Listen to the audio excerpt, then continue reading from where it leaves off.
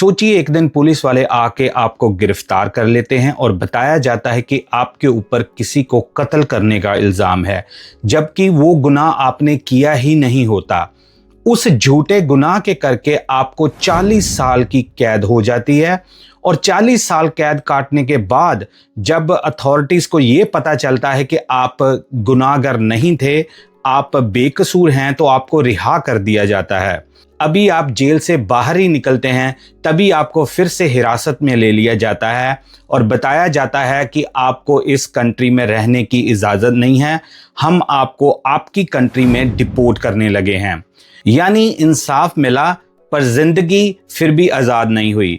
दोस्तों, ये ऐसा एक रोमांचक केस है जो मैं आपके लिए लेके आया हूं, जो कि पूरी दुनिया में इस समय जंगल की आग की तरह फैल रहा है। इस केस को पूरी तरह समझने के लिए दोस्तों आपसे रिक्वेस्ट है कि आप इस केस को एंड तक जरूर देखना। आज का हमारा केस है दोस्तों 64 ईयर ओल्ड सुब्रामनियम सुब्बू का। दोस्तों, सुब्रामनियम सुब्बू जो हैं वो अमेरिका के पेंसिल्वेनिया के रहने वाले हैं और इनका केस आजकल पूरी न्यूज़ में हाईलाइट हुआ है। आगे बढ़ने से पहले मैं आपको इनकी थोड़ी बैकग्राउंड बता देता हूं ताकि आपको केस समझने में आसानी होगी। दोस्तों, सुब्रामनियम सुब्बू अमेरिका में कई साल पहले माइग्रेट हुए थे। एग्जैक्टली दोस्तों, ये अपने माता पिता के साथ यूएसए में 1962 में 1962 में इंडिया से ये यूएसए में मूव हुए थे। जब ये दोस्तों सुब्रामनियम सुब्बू मूव हुए थे अपने माँ बाप के साथ, तब ये मात्र 9 महीने के थे। आप कह सकते हो कि बिल्कुल न्यू बॉर्न बेबी थे ये जब यूएसए में मूव हुए थे।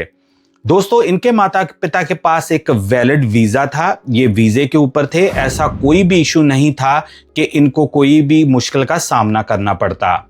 सुब्बू की एक यंगर सिस्टर भी हैं। ये दोनों भाई बहन अपने माता पिता के साथ पेंसिल्वेनिया में ही इन्होंने अपना बचपन निकाला। साल 1981 में 1981 में सुब्रामनियम सुब्बू ने अपनी पढ़ाई पेन स्टेट यूनिवर्सिटी पेंसिल्वेनिया में शुरू कर दी। उसके साथ साथ दोस्तों ये लैब टेक्नीशियन का पार्ट टाइम काम भी करते थे और उसी के साथ साथ जितनी भी इनका जो फ्रेंड सर्कल था वो भी बढ़ता गया। ये काफ़ी पॉपुलर थे कि ये बहुत ही काम और एक दूसरे की हेल्प करने वाले एक कॉलीग और एक क्लासमेट थे। पढ़ाई के साथ साथ ही दोस्तों सुब्रामनियम सुब्बू की दोस्ती थॉमस किंसन नाम के एक नौजवान के साथ हो जाती है और ये क्लासमेट भी होते हैं और रिपोर्टली ये भी बताया गया है कि एक समर में ये दोनों रूममेट भी रह चुके हैं, ये कमरा भी शेयर कर चुके थे, तो इनकी काफ़ी अच्छी दोस्ती थी। ये दोस्तों बात करते हैं कि ये इंसिडेंट हुआ क्या था। 27 सितंबर 1981 को 1981 को दोस्तों पेंसिल्वेनिया के स्टेट कॉलेज के पास एक जंगल है और वहां पर 2 नौजवान लड़के लकड़ियां इकट्ठी कर रहे थे जलाने के लिए। तभी उनको एक गड्ढा वहां पर पड़ा मिलता है जिसमें उनको कुछ ऐसी बॉडी, जहां आप कह लो कि अवशेष जैसे मिलते हैं कि वो ह्यूमन रिमेन है। वो तुरंत वो दोनों लड़के अथॉरिटीज को इन्फॉर्म करते हैं। तो जब दोस्तों अथॉरिटीज वहां पहुंचती हैं तो उनके पैरों में से जमीन निकल जाती है कि जो वो यंग लड़कों ने बताया होता है वो और कुछ नहीं, किसी के बॉडी के पार्ट्स थे, वो ह्यूमन रिमेन्स थे दोस्तों। और जब वो चेकिंग करते हैं तो तब वो पाते हैं कि जो खोपड़ी होती है उस ह्यूमन रिमेन्स की, उसमें एक बुलेट होल भी होता है। तो पुलिस वाले इनिशियली यही थ्योरी बनाते हैं कि इस इंसान को गोली सिर में मार के किसी ने मार दिया था और यहाँ पर गाड़ दिया था, जिसको बाद में उन लड़कों ने आके अथॉरिटीज को अलर्ट किया। अब दोस्तों पुलिस वालों के पास ये टास्क था कि ये जाना जाए कि ये एक्चुअली है कौन बंदा। जो कंकाल या जो भी रिमेन्स मिले थे उससे ये तो क्लियर हो गया था कि इसको सिर में गोली मार के मारा गया था, लेकिन अभी ये क्लियर नहीं हो रहा था कि एक्चुअली ये अवशेष हैं किसके। तभी उनको एक अपडेट मिलती है कि तकरीबन 1 साल पहले 1980 में एक माँ बाप ने अपने यंग बेटे 19 साल के बेटे की मिसिंग कंप्लेंट लिखवाई थी और उनको वो बच्चा मिला नहीं था। तो वो चाहते हैं कि आप चेक करें कहीं वही उनका जो बच्चा तो नहीं था। और दोस्तों शॉकिंग बात ये थी कि ये जो बच्चा मिस हुआ था, नौजवान लड़का, वो और कोई नहीं, उसका नाम था थॉमस किंसर। वही थॉमस किंसर दोस्तों जो सुब्रामनियम सुब्बू का क्लासमेट था, उसका दोस्त था। जब दोस्तों अथॉरिटीज को ये पता चलता है कि ये थॉमस मिसिंग हुआ था उसी एरिया में, वो तभी जो फोरेंसिक वाले होते हैं उनसे अपील करते हैं कि आप जल्दी से हमें उसका डीएनए लेके उनके माँ बाप का चेक करें कि अगर ये मैच होता है। और दोस्तों वो डीएनए मैच हो जाता है। वो जो अवशेष मिले थे उस जंगल में वो और किसी के नहीं 19 साला थॉमस किन्सर के ही होते हैं, जिसके बाद पुलिस अपनी इन्वेस्टिगेशन को आगे बढ़ा देती है।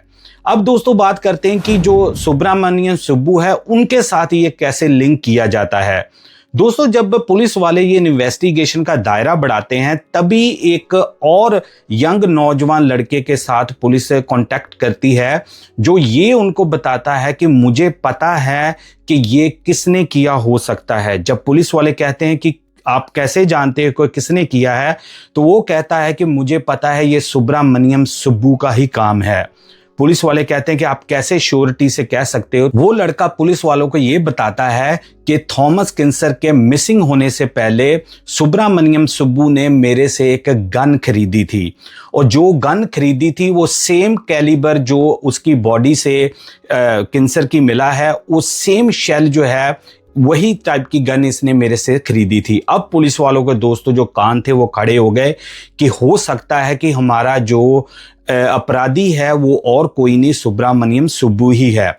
दोस्तों आप एक बार सोचना कि ये वो वाला एरा है जब इतना हाई एडवांस कोई काम नहीं है, कोई ऐसे मोबाइल नहीं है, सोशल मीडिया कुछ नहीं है, और तब उस समय में जो इमिग्रेंट्स होते थे, चाहे वो अफ्रीकन नेशनलिटी के हों चाहे इंडियन, उनको बड़ा टारगेट किया जाता था दोस्तों उस समय पे। तो जब दोस्तों वो लड़का बयान देता है कि सुब्बू ने ही मेरे से गन ली थी, और उसी के साथ साथ वो ये बताता है कि उसी जगह पर जहां पर उनकी किन्सर की बॉडी मिली थी, सुब्बू जाके फायर करने की प्रैक्टिस भी करता था। अब पुलिस के पास जो था वो काफी कुछ आ गया था, तो वो जाके दोस्तों सुब्बू को अरेस्ट कर लेते हैं हत्या के जुर्म में। जब दोस्तों पुलिस वाले सुब्रमण्यम सुब्बू को हिरासत में ले लेते हैं तो सुब्रमण्यम सुब्बू उनको यही बताते हैं कि देखो मैंने ऐसा कुछ नहीं किया, ये मेरे ऊपर इल्जाम है। थॉमस किन्सर तो मेरा फ्रेंड था, मेरा क्लासमेट रहा है, मैं उसको क्यों मारूंगा, मेरे पास तो कोई रीजन भी नहीं था मैं उसको मारूंगा, तो आप प्लीज मेरे साथ ऐसा ना करें। लेकिन पुलिस वाले पूरी तरह से ये तुले हुए थे कि हम सुब्रमण्यम सुब्बू के ऊपर जो विटनेस है जिसने सिर्फ यही बताया था कि मैंने गन बेची है, उसके बिहाफ के ऊपर वो इसको जेल में डाल देते हैं। अब दोस्तों पुलिस वाले इसके ऊपर फर्स्ट डिग्री मर्डर का चार्ज लगा देते हैं। इसी के दौरान दोस्तों सुब्रमण्यम के जो पेरेंट्स होते हैं, माँ बाप होते हैं, वो जर्मनी में छुट्टियां मनाने के लिए गए होते हैं, तो इसके पास ऐसा कोई होता ही नहीं है जो इसको गाइड करता है या कुछ। तो वो जब ये इनको न्यूज़ पता चलती है उसके माँ बाप को सुब्रमण्यम सुब्बू के, तो तुरंत वो अपने हॉलीडेज को कैंसिल करके अमेरिका वापस आ जाते हैं। तब तक ये सारी कार्रवाई डाल के इसको जेल में डाल देते हैं। अब दोस्तों अगले साल 1982 में 1982 में सुब्रमण्यम सुब्बू के ऊपर अपने ही दोस्त थॉमस किन्सर की हत्या करने का केस चलाया जाता है। अब दोस्तों आप नोट करना कि सुब्रमण्यम सुब्बू के ऊपर वो केस चल रहा है जिसमें ना तो कोई डायरेक्ट विटनेस है, ना ही उन्हें कोई वहां पर गन मिली थी, और ना ही कोई भी ऐसी चीज थी, मोटिव था जो कि पुलिस वालों को ये साबित कर सके कि सुब्रमण्यम ने ही जो थॉमस है उसका हत्या की थी, उसका कत्ल किया था। हालांकि दोस्तों ना कोई विटनेस, ना कोई ऐसा सॉलिड प्रूफ होने के बावजूद भी दोस्तों पेंसिल्वेनिया कोर्ट के जज ने सुब्रमण्यम सुब्बू को अपने ही दोस्त की हत्या करने के ऊपर उम्र कैद विदाउट पैरोल दोस्तों इसको लाइफ टाइम इम्प्रिजनमेंट की सजा सुना दी।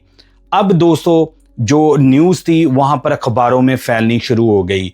दोस्तों उस समय का जो मीडिया था, अखबार ही होते थे या टीवी होता था, वो भी इसको अब बढ़ा चढ़ा के बात कर रहा है कि एक इंडियन नेशनल था, वो हमारे कल्चर को समझ नहीं पाया, वो अपने आप में फ्रस्ट्रेटेड रहता था, उसको ये समझ नहीं आता। मतलब कि वो अपनी तरफ से जो सुब्रमण्यम सुब्बू था उसका ट्रायल उन्होंने करना शुरू कर दिया, ताकि जो पुलिस की अपनी कोताहियां थी, अपनी इन्वेस्टिगेशन में लूप होल्स थे, उनको छुपाया जा सके, और जो नॉर्मल पब्लिक है उसको यही लगे कि सुब्रमण्यम सुब्बू ने ही थॉमस के सिर के ऊपर गोली मार के उसकी हत्या की थी।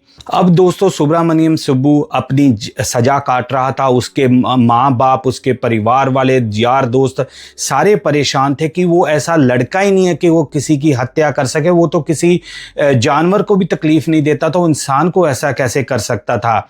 अब दोस्तों घर वालों ने जो अपील थी उसका रास्ता लिया, क्योंकि जो सुब्रमण्यम सुब्बू था वो पूरी तरह से डिटर्मिन्ड था कि मैंने ऐसा गुनाह किया ही नहीं है, मैं अपने जो केस है उसको कभी भी ऐसे नहीं छोड़ूंगा, उसको परसू करता ही रहूंगा। दोस्तों दूसरा जो ट्रायल था सुब्रमण्यम सुब्बू को, वो 1988 में 1988 में शुरू होता है कि जो पहले सजा सुनाई गई है उसके ऊपर दोबारा से जो है वो देखा जाए कि क्या मामला है।